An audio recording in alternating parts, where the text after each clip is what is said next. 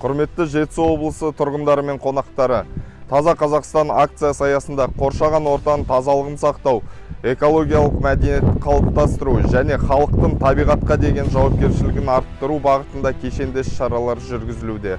Іс-шара барысында елді мекендер аумақтары, саябақтар, өзен-көл жағалаулары және қоғамдық орындар қоқыстан тазартылып, абаттандыру жұмыстары жүзеге асырылуда.